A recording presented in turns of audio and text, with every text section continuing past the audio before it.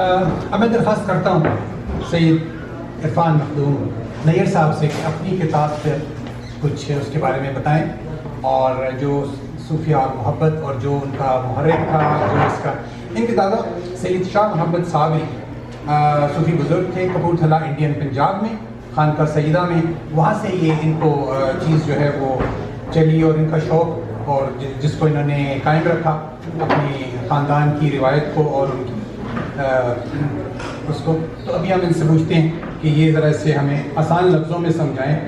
موضوع بڑا دقیق ہے اور بڑا لمبا ہے، یہ 1 گھنٹے 2 میں سمیٹنا بڑا مشکل ہے، لیکن بہرحال ہم چاہیں گے کہ کچھ ہم سمجھ سکیں ایک عام آدمی کیا سوچتا ہے.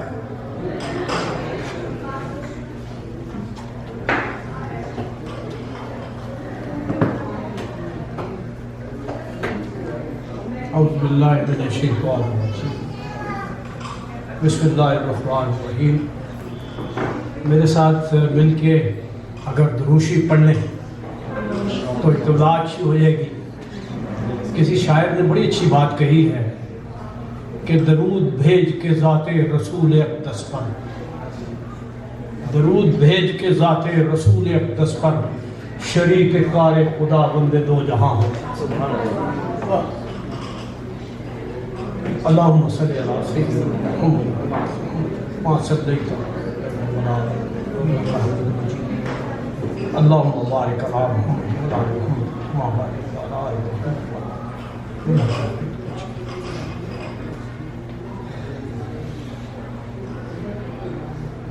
مجھے غوری صاحب کا بہت مشکور ہوں، میرے سینئر ہیں، سول سروس میں مختلف ممالک میں ایمبیسڈر رہے، اور بڑی دیر کے بعد آج میری ان سے چند دن پہلے ملاقات ہوئی یہاں پہ. تو میں نے ان سے ریکویسٹ کی کہ آپ تشریف لائیں، اور یہ جو محفل ارینج کر رہے ہیں فاروق صاحب، عاطف بھائی، مغیث اور دوسرے دوست یہاں پہ خرم بھائی اور زائد صاحب، تو اس کی آنکھیں آپ صدارت فرمائیں اور مجھے خوشی ہوگی. اور غوری صاحب نے نہایت مہربانی فرمائی بھابھی نے کہ انہوں نے میری اس درخواست کو قبول کیا، تشریف لائے. مجھے اس کتاب کو لکھنے میں تقریباً 12 سال. الحمدللہ اب یہ چھپ کر منشا شہود پر آ گئی ہے. اس کی موٹیویشن کے بارے میں ذکر کرنا چاہتا ہوں، اس کی تحریک کیسے پیدا ہوئی. کچھ باتیں بہت سی میری جو آج میں نے کچھ باتیں آپ سے کرنی تھی اس کو بھٹی صاحب نے بہت آسان کر دیا.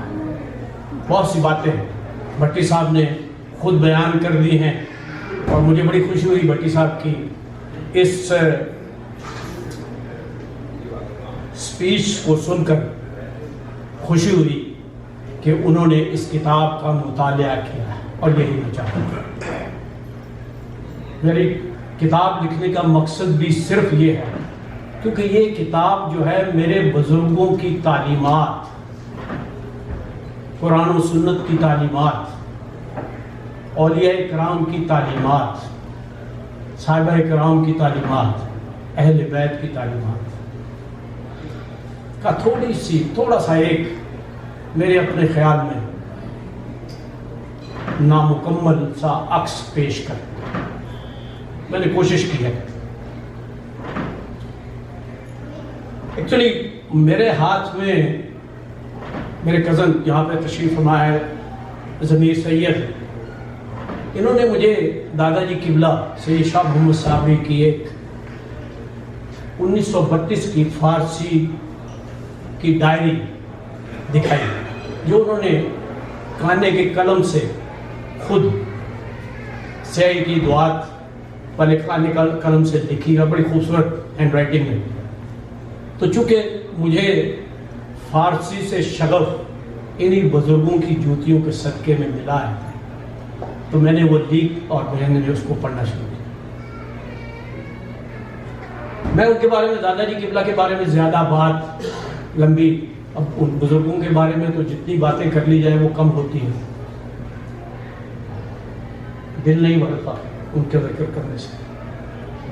صرف ایک بات، اور آپ اندازہ لگا لیجیے گا ان کی شخصیت۔ ان کی ڈائری میں ایک جگہ پہ لکھا ہے کہ این شکوہ افتخار دنیاوی، این شکوہ افتخار بھٹزا، این شکوہ افتخار دنیاوی ثروت و افتخار مکانی، کہ خداوند ذوالجلال شمارا دادا است۔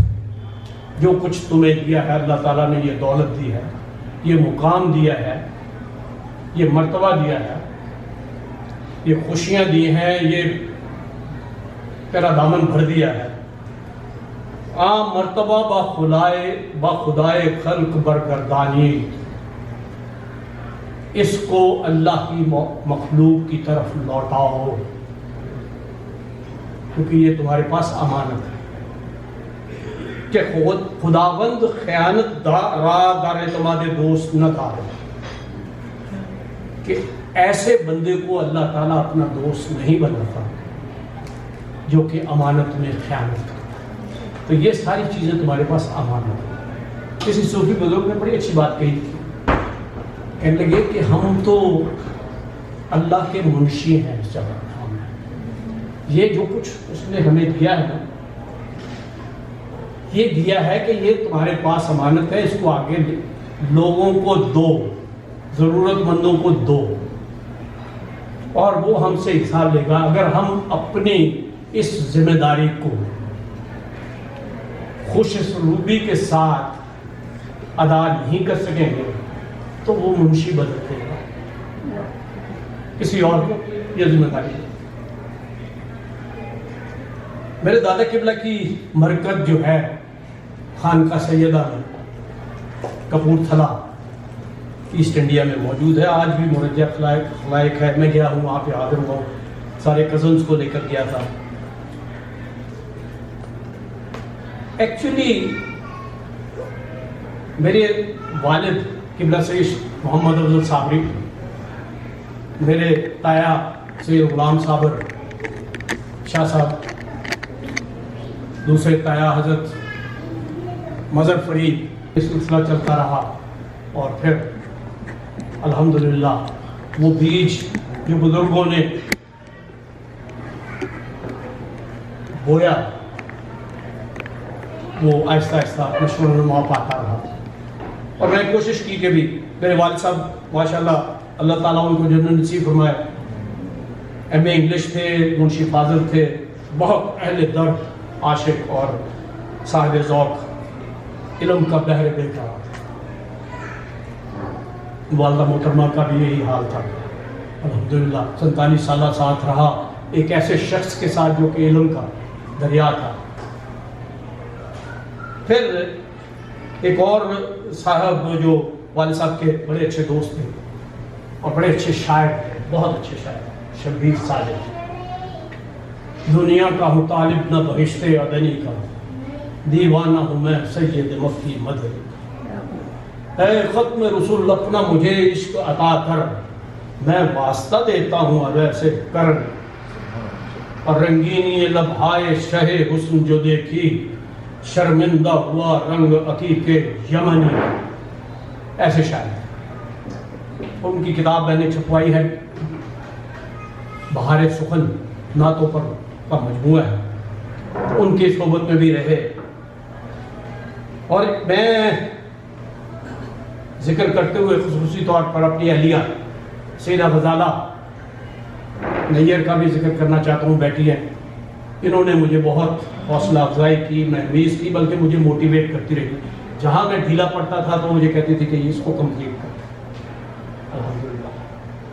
اور یہ خود ماشاءاللہ ایم اے انگلش ہے، صرف و نحو میں ماسٹرز کیا ہے، قرآنک اسٹڈیز میں، اور ڈاکٹریٹ کیا ہوا ہے۔ تو she has been a motivating force for me as well. ان سب ہستیوں نے ایکچولی مجھے آبا و اجداد کی تعلیم و تربیت نے، بھائیوں نے، مغیث میرا چھوٹا بھائی ہے، 10.5 سال مجھ سے چھوٹا ہے، میرے بیٹوں کی طرح، ان لوگوں نے مجھے ہمیشہ انکریج کیا کہ جی اس کو کمپلیٹ کرنا ہے۔ اور الحمدللہ میں ان جو بزرگوں کی تعلیمات تھی ان کو صفحہ کرتاس پر بکھیرنے میں کامیاب۔ الحمدللہ میرا بنیادی مقصد جو تھا اس کتاب کو لکھنے کا کہ میں اپنے بزرگوں کی جوتیوں کے صدقے اس علمی ورثہ کو جو میں اپنی نالائکی کی وجہ سے بہت کم حاصل کر پایا، جو کچھ میرے پاس ہے اس کو میں صفحہ کرتاس پر لکھوں تاکہ اپنی موجودہ نسل خود اپنی یاد دہانی کے لیے، اپنی موجودہ نسل کی یاد دہانی کے لیے اور اپنی آنے والی نسلوں کے لیے، اپنے بچوں کے لیے ایک تھوڑی سی گائیڈنس میسر آ سکے۔ اسی لیے میں نے اس اپنی کاوش کو آپ کتاب میں دیکھیں گے کہ میں نے انتصاب میں اس کو اپنے دادا حضور قبلہ سید شاہ محمد صابری صاحب کے نام پہ کیا، اور میرے نانا قبلہ سید امداد علی شاہ صاحب بھی کمال شخصیت تھے، سخی آدمی تھے، اسم با مسمى۔ دوسرا مقصد جو تھا میرا اس کتاب کو لکھنے کا، واصف علی واصف صاحب کا ذکر کیا، حضرت واصف علی واصف کا بھٹی صاحب نے فرماتے ہیں کہ تصوف جو ہے وہ کیا ہے، طریقت کیا ہے؟ کہتے ہیں یہ شریعت بالمحبت ہے۔ انہوں نے ڈیفائن کیا اس کو کہ یہ شریعت بالمحبت ہے۔ آج کل اس کے بارے میں لوگوں نے بہت سے باطل خیالات اور غلط فہمیوں کو پیدا کر، اور اس کی کچھ ریزن بھی میں سمجھتا ہوں کہ لوگوں کا قصور نہیں ہے جو اس پہ تنقید کرتے۔ تنقید ہمارے اپنے ان لوگوں کا ہے جنہوں نے تصوف کا لبادہ اوڑھ کر لوگوں کو بیوقوف بنانا شروع کیا۔ تو میری ایک خواہش تھی کہ بھی میں اس پہ کام کروں، کچھ چیزوں کو کلیریفائی کرنے کی کوشش کروں تاکہ وہ لوگ جو غلط راہ پر چل پڑے ہیں ان کی اصلاح ہو سکے۔ اور تیسرا مقصد میرا جو میں آپ لوگوں سے درخواست کروں گا، مختصر میرا خیال میں زیادہ لمبی چوڑی بات نہیں، تیسری بات یہ ہے کہ آپ لوگوں سے درخواست کروں گا، اور مقصد بھی یہی ہے کہ جب آپ اس کتاب کو پڑھیں اور اگر آپ کو اچھی لگے، میرے بزرگوں کے لیے اللہ کے حضور ہاتھ بلند کر کے دعا کریں، ہمارے بچوں کے لیے کہ اللہ تعالیٰ ان کو ایمان والی زندگی عطا فرمائے، ایمان سے منسلک رہے بس۔ اور اسی لیے میں نے اس کی کوئی قیمت نہیں رکھی، اس کتاب کی کوئی قیمت نہیں رکھی، یعنی کہ تحفتاً پیش کی جائے، کیونکہ پیسے بنانا مقصد نہیں۔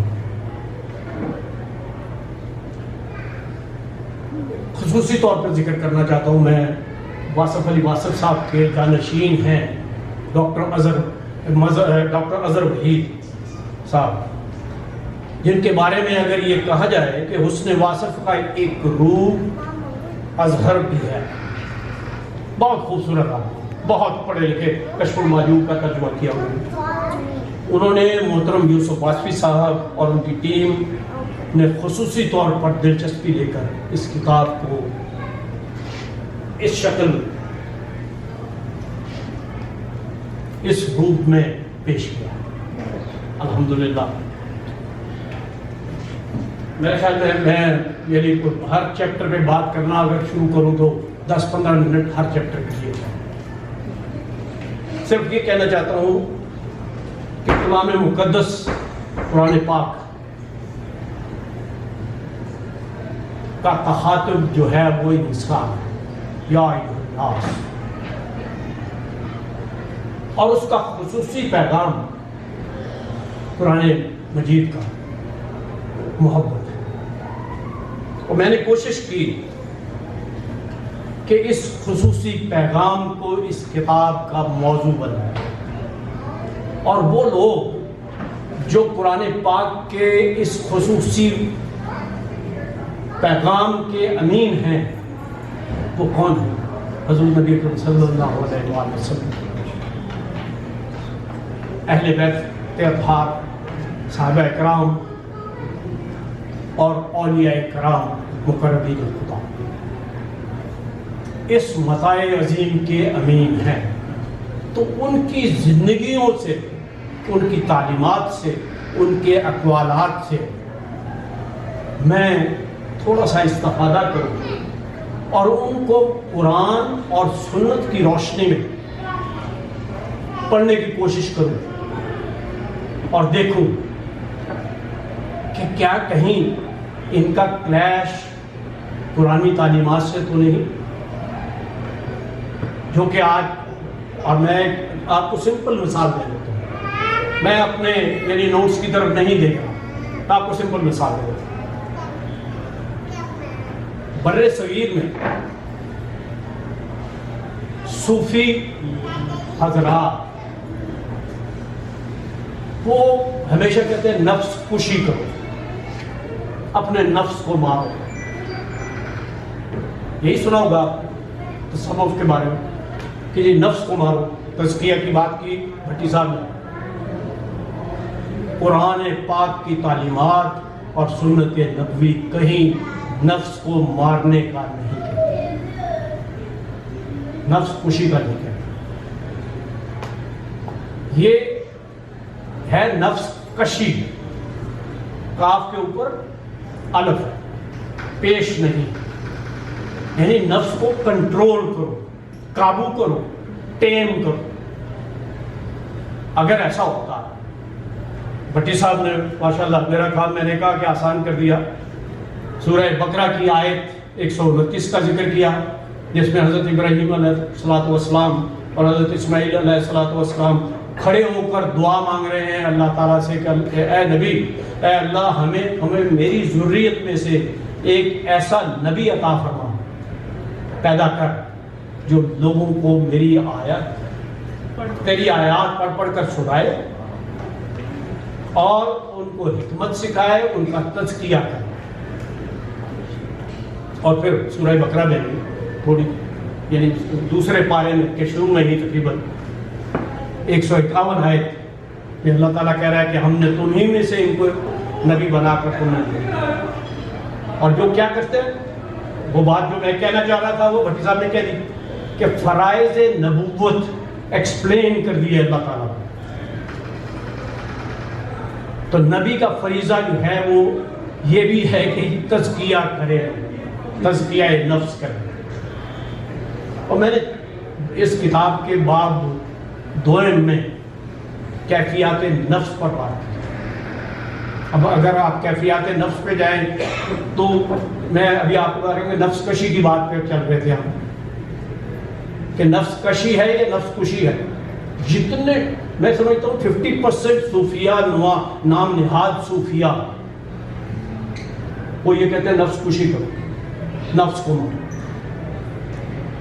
حالانکہ بات ہے نفس کی تربیت کی، اس کو کنٹرول کرنے کی. علامہ صاحب نے بڑی اچھی بات کی، کہتے ہیں مرد شو، مرد بن زمانے او وطف تا شبی گوہر اگر بازی غضب. اگر تو کچا پتھر ہے تو گوہر بن جائے گا. یعنی کہ کیا کرنا ہے، اس کو کنٹرول کرنا ہے، اس کی سواری کرو، اس پہ قابو ہو جاؤ. اشتر خاکی کو جو کہ خود پرور ہے نفس ہمارا. تو اسلام اگر قرآن کھول کے دیکھیں تو اسلامی تعلیمات میں نفس کی ایک کیفیت کو برا کہا گیا ہے، نفس کو نہیں برا کہا. نفس تو اللہ تعالیٰ کی کا عطیہ ہے، آپ کو خواہش پیدا کرتا ہے ارادہ کرنے کی. کسی نے مجھ سے پوچھا کہ جی مرید کہاں سے آیا، میں نے کہا کہ قرآن پاک کی آیات یریدون وجہ ہی، اور وہ ارادہ کرنے والا یعنی اللہ کی راہ میں کس کی وجہ کی، اللہ کی وجہ اللہ کی، اللہ کے چہرہ، اللہ کے ساتھ وصال کی. اب وصال پہ بات آتی ہے، بٹ صاحب وصال پہ بات آتی ہے، اللہ تعالیٰ کا تجسیمی احاطہ کیا جا سکتا ہے طبیعتی طور پہ؟ نو، اٹ از ناٹ پاسبل. یہی نہیں جا سکتا. اللہ سے وصال کیسے ممکن ہے؟ اللہ کے وصال کے لیے بات کی انہوں نے سورہ آل عمران، قل ان کنتم تحبون اللہ فاتبعونی. کہہ دو ان لوگوں سے یا رسول اللہ کہ اگر تم اللہ سے محبت کا دعویٰ کرتے ہو تو میری اتباع کرو. بڑی اچھی بات کہی بھٹی صاحب نے کہ اطاعت اور اتباع. اب آپ دیکھیے کہ اطاعت کیا چیز ہے. اطاعت تو آپ خوف سے بھی کرتے ہیں، بادشاہ وقت کی، حاکم سے کی بھی کرتے ہیں، ڈر کے کرتے ہیں، کوئی فائدہ لینا ہو تب بھی اطاعت کرتے ہیں. اتباع کے لیے صرف اور صرف محبت. اللہ تعالیٰ کہہ رہا ہے کہ اگر تم مجھ سے محبت کرتے ہو تو پھر ان کی اتباع کرو، پھر تو تم میرے محبوب بن جاؤ گے. یعنی آپ پہلے محب ہیں، اب محبوب کا درجہ حاصل ہے. تو ہمارا جو ہے وہ کیفیت ہے جو برائی کی طرف راغب کرتا ہے. سورہ یوسف کی آیت 53 ہے، آیت 53. سو برائی کی طرف راغب کرتا ہے. ہاں آج میں نے سوچا، میں نے یہ کچھ نوٹس بنائے ہوئے تھے. مجھے مغیث نے کہا کہ جی آپ نوٹس بنا لیں تاکہ بات بڑی لمبی ہو جاتی ہے. تو میں نے سوچا کہ نہیں، ان کو چھیڑتے ہی نہیں جو چیز ہے. اچھا اب نفس ہمارا جو ہے وہ برائی کی طرف راغب کر رہا ہے، اور اللہ تعالیٰ قسم کھا رہا ہے سورہ قیامہ میں آیت نمبر 2 میں نفس لوامہ کی. اس لیے کہ نفس لوامہ کا جو سٹیٹس ہے نا وہ حائل ہے. وہ رات کو بیٹھے ہوئے جب آپ سوتے ہیں تو کہتا ہے نہیں یہ تم نے کیا کیا، تمہیں یہ نہیں کرنا چاہیے، یہ غلط کیا. اور پھر آپ کو ریپریمانڈ کرتا ہے. نفس لوامہ جو ہے وہ ملامت کرتا ہے، یعنی ریپریمانڈ کرتا ہے، ریبیوک کرتا ہے، سنب کرتا ہے. Why did you do this? And then as نفس لوامہ اپنے کمال تک پہنچتا ہے، طاقتور ہوتا چلا جاتا ہے، نفس ہمارا کمزور ہوتا چلا جاتا ہے، تو پھر یہ ٹرانسفارم ہو جاتا ہے. سورہ فجر میں اللہ تعالیٰ نے فرما دیا، آیت 27، 28، 29 اور 30، چھوٹی چھوٹی آیتیں، دو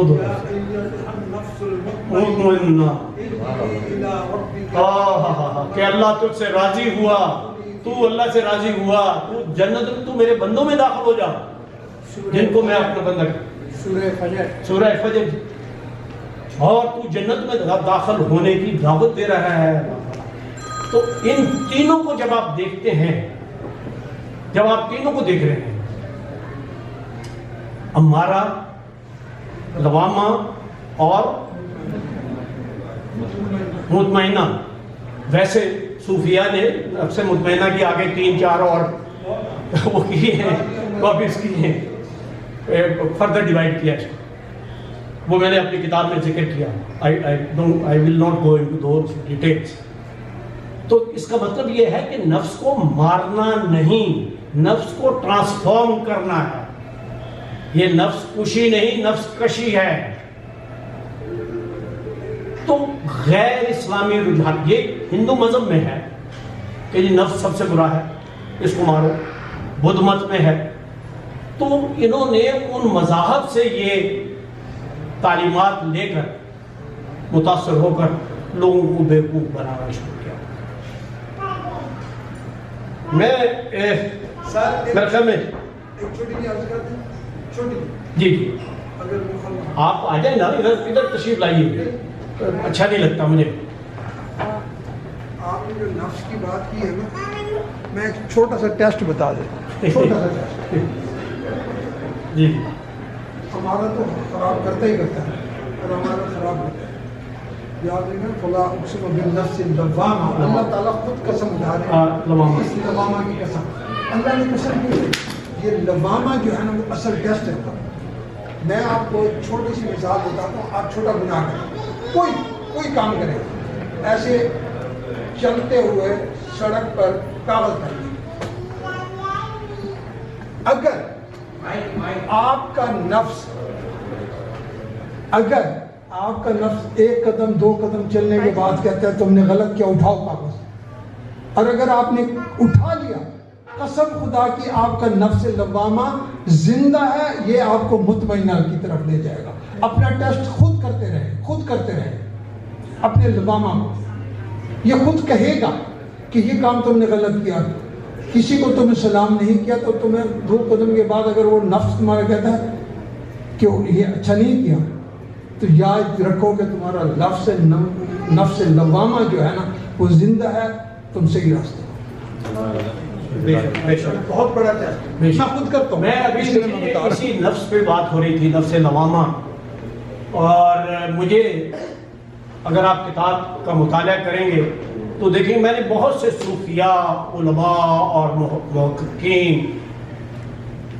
کی ڈیفینیشن کوٹ کی ہیں کتاب میں,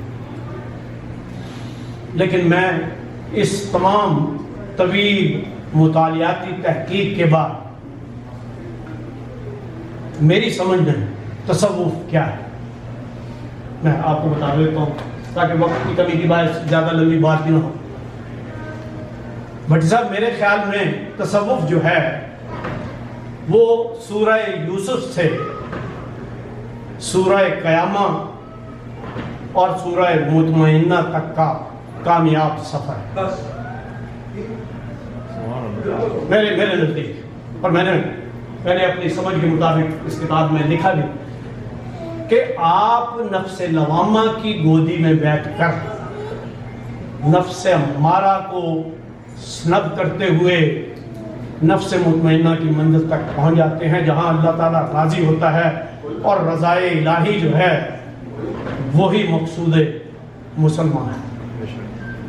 اور وصال کی بات جیسے میں نے ابھی کہی کہ وصال وہ تو ممکن ہی نہیں ہے, وہ تو اتباع میں ہے.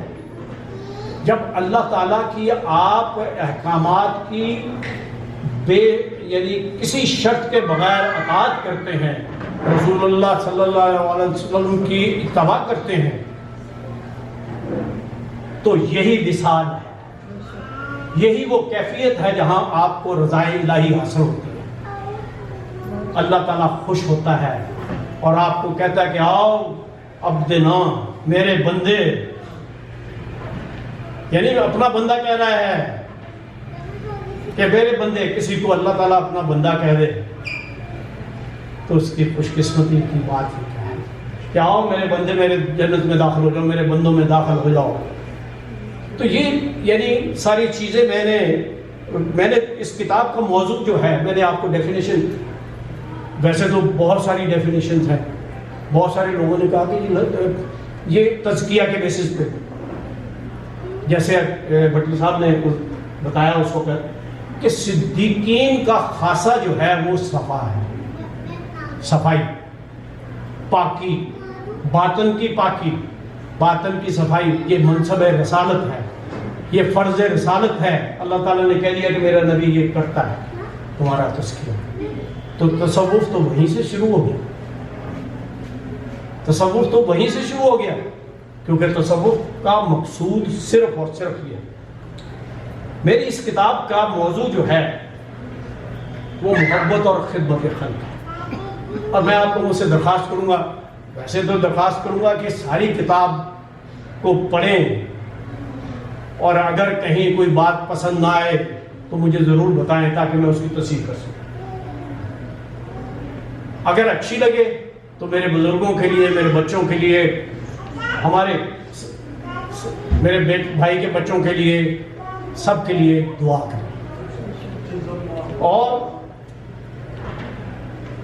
میں صرف ایک بات کہ یہ محبت اور خدمت خلق کیا ہے, لیکن میں یہ چاہوں گا کہ اس کتاب کو پڑھنے کے ساتھ ساتھ اس کا باب 8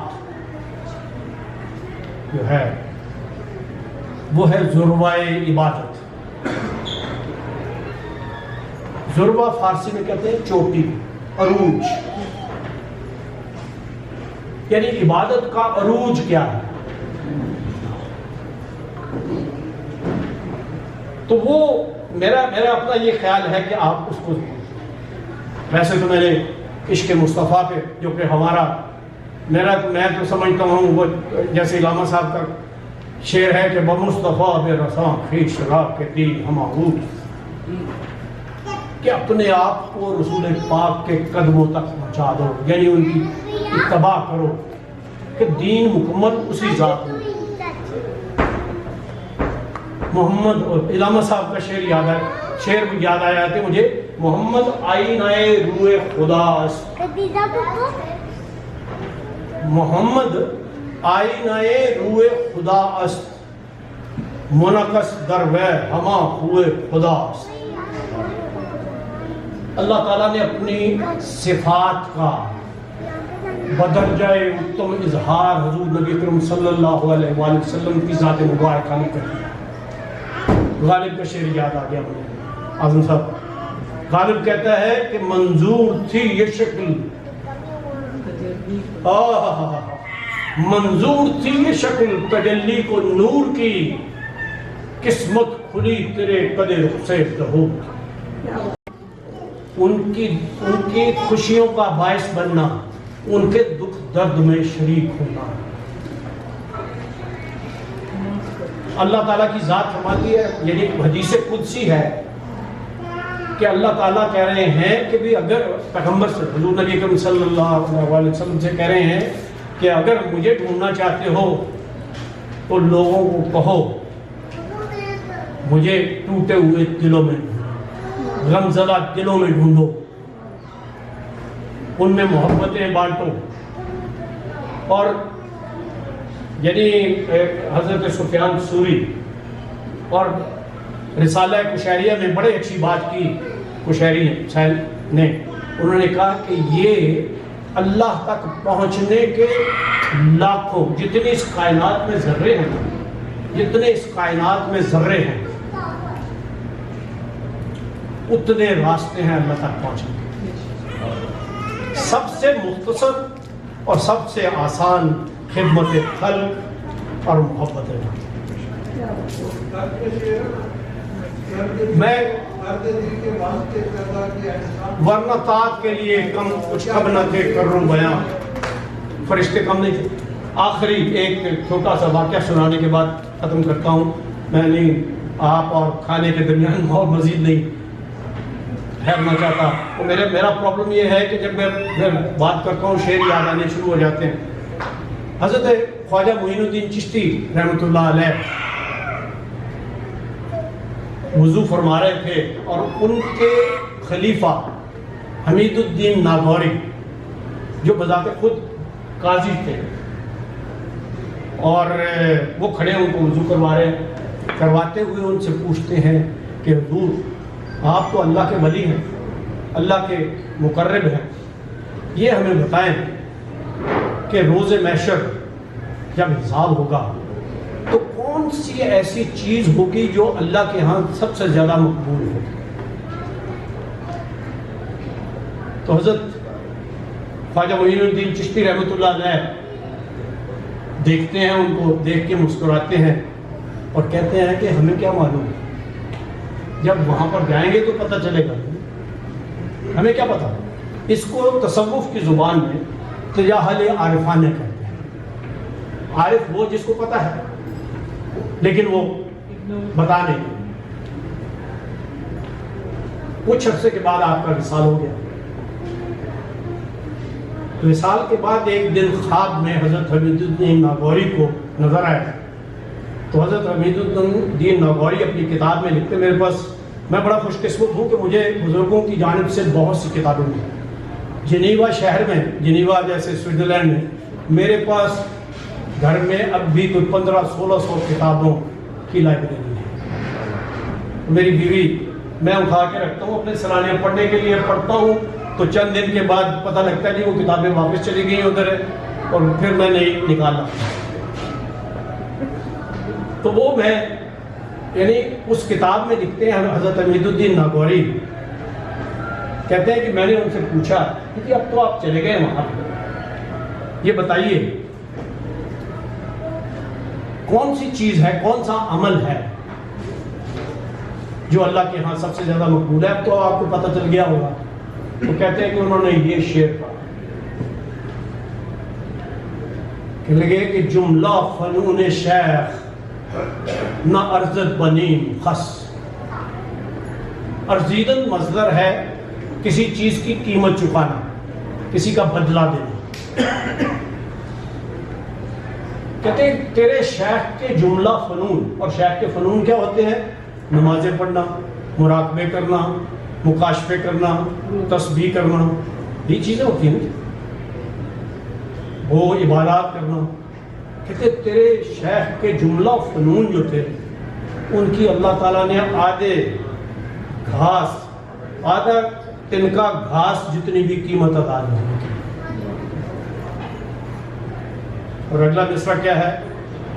کہتے کہ راحت رساں بخلق ہمیں مشرب وسط. اللہ نے تو صرف یہ پوچھا کہ تو نے میری مخلوق کو آسانیاں کتنی پوچھا، سبحان اللہ، میری مخلوق کے ساتھ تو نے بھلائی کیا کی ہے، محبتیں کتنی مانگی.